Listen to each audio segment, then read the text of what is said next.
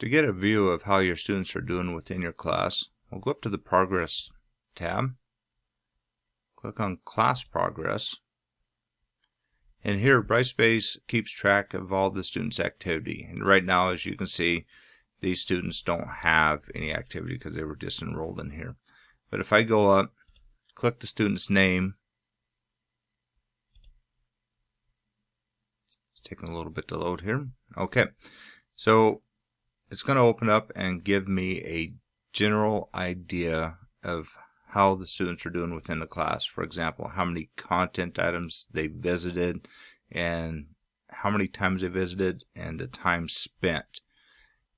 Discussions, it'll list the posts authored and how many replies they've posted as well.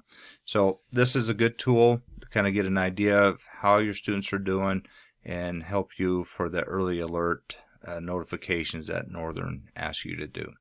Alright, if you have any further questions about this tool, please contact Caleb or I. We are in the basement of Cowan Hall in room 110. Thank you.